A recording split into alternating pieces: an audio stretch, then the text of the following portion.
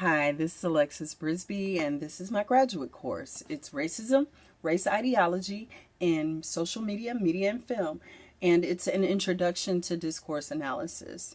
All around the world, people are being bombarded with ideas and images via movies, television, and social media. And these images and ideas can be extremely powerful tools in shaping personal ideas or ideology about gender, race, and class. And this course is going to focus specifically on race and how certain images and ideas are being perpetuated through the media.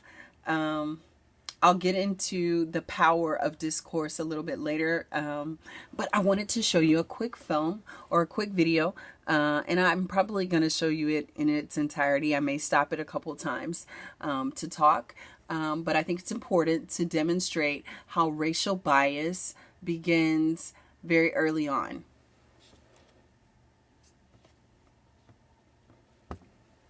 Anderson Cooper, AC 360, CNN weeknights 10 Eastern. There are lots of different colors for skin. I have questions for you about these pictures of different children. After I read the question, I want you to Point to the picture that fits the story. Are children colorblind in America? show me the smart child. Show me the mean child. Can you show me the dumb child? Show me the nice child. Is bias measurable even at an early age? Why is she the bad child? Because she's black. And why is he the ugly child? Because he looks like he's white. Why is he the dumb child? Because he has dark brown skin. Why is she the bad child? Because she makes fun of everybody else's skin color. How much do kids learn from what they see and hear from adults? Show me the... How much of what kids see and hear, or how much of what kids learn, comes from what they see and hear from adults? I would like to add that it's not just kids. All of us see images, hear ideas and conversations that shape how we believe about each other, how the dominant group sees the minority group, how minorities see each other, how we see the dominant group. child who has the skin color most adults like. And show me the child who has a skin color most adults don't like. These are questions that we, along with CNN's Soledad O'Brien and a team of psychologists hired by CNN, spent months investigating through tests, interviews with children and their parents, but they're questions that have been asked for decades. The first doll study ignited controversy in the 1940s, when psychologists Kenneth and Mamie Clark pioneered studies in the effects of segregation in schools by asking African American kids to choose between black and white dolls. The so-called doll test found black kids overwhelmingly preferred white over black. Those results were at the center of the landmark 1954 Supreme Court case, Brown versus the Board of Education, that desegregated American schools. Okay, I wanted to say a little bit about the doll study. I have noticed that a lot of my African American students have issues with self-esteem and their image because they recognize that they don't meet the standard of beauty in our culture. And I would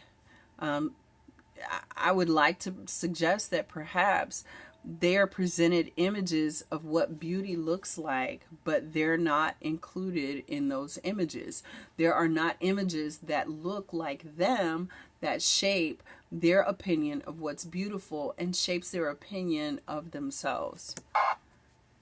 Now, with the first African American president and nearly 60 years after segregation was overturned, we wondered, where are we today? How do kids see differences in race? What we discovered might shock you, but first, how we got there. Skin color, child skin color estimate. Okay, yeah. We asked renowned child psychologist and University of Chicago researcher Dr. Margaret Beal Spencer to design a pilot study for CNN and analyze the results. Our children are always near us, because we're a society. And what we put out there, kids report back. You ask the question, they'll give you the answer. Spencer's team tested more than 130 kids in 8 schools with very different racial and economic demographics. Half of the schools were in the north, half in the south.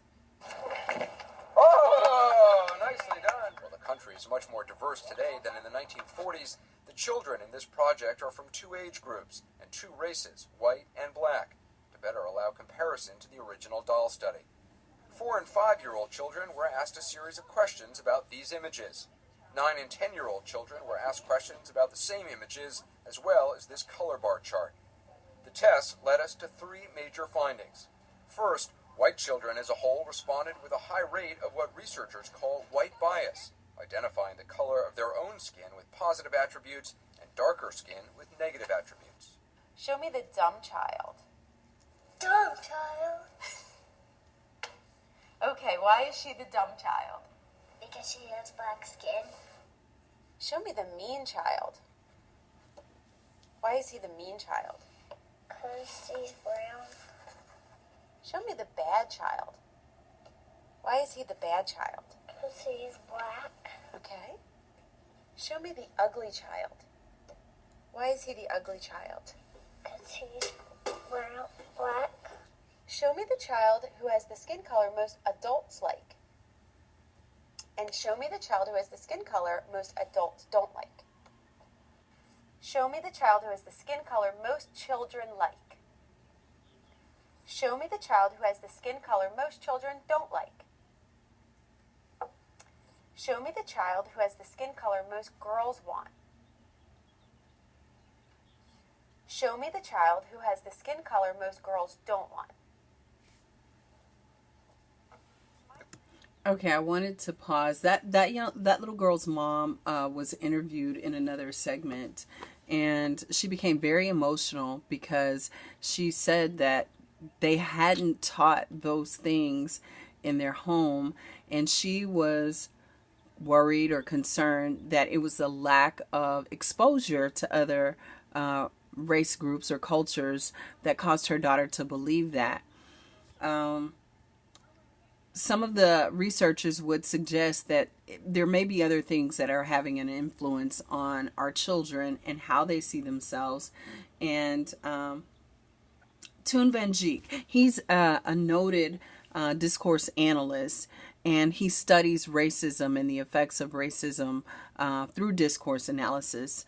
He specifically looks at the news and the news media and how racism and prejudice is perpetuated through the news. But he says that majority group members speak and write about minorities and persuasively formulate and communicate personal and socially shared opinions, attitudes, and ideas. He also says that social cognition of white group members about minorities are developed, changed, or confirmed so as to maintain the overall social cognitive framework that supports discriminatory actions in the first place. So I would suggest that, or what he's saying suggests that what kids hear and see on television affects what they believe. They may not be learning it directly at home, but they may be learning it through the way that minorities are presented via the media. And the question then becomes, are the messages intentional? And his suggestion in that quote is that they are intentional because the dominant group is able to maintain their dominance by controlling the way that others view minorities. Okay, discourse analysis. Ruth Wodak is a linguist, and she says that there are 3 central tenets to that are important in critical discourse analysis. 1, discourse is a social action. Social action constructs social reality, and discourse is the use of language. So if you put those all together, the use of language constructs social reality. A. Caballero Menjibar says that if power and knowledge are highly interrelated, then uncovering the source of knowledge and production about reality will reveal the source of societal power.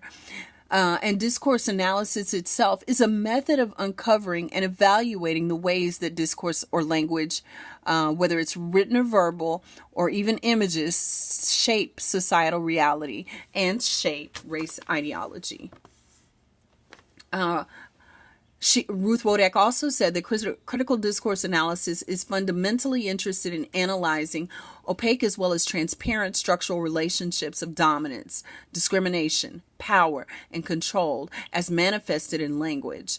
Ton Van Geek, who's a leading scholar on racism and discourse analysis, and I quoted him earlier, says that because of their often subtle and symbolic nature, many forms of the new racism are discursive. They're expressed, they're enacted, and they're confirmed by talk and by text, such as everyday conversations, board meetings, interviews, policies, political propaganda textbooks, scholarly articles, TV programs, news reports, and other genres. Okay, so the study of racism and discourse shows how various grammatical structures may express or signal the perspectives and ethnic biases of white group speakers. This course, for the most part, would use Ton Van Geek's square of evaluating discourse. And what he suggests that you do is you look at positive in-group or the dominant group descriptions and the negative out-group, the minority descriptions. The dominant groups will look at their good properties versus the minority bad properties. And they emphasize the bad properties or actions of the minority group.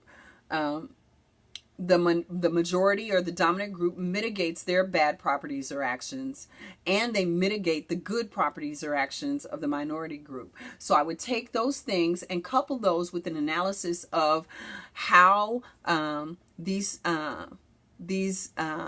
media is produced and how they're received. And then the students would also conduct scholarship on their own. And I've gone 2 minutes and 21 seconds over my time. There's much more that I'd like to share. And I've done probably about 20 takes on this video. So I'm going to stop here. And I hope you enjoyed it. And I hope you were able to get the gist of what this course is about. Thank you.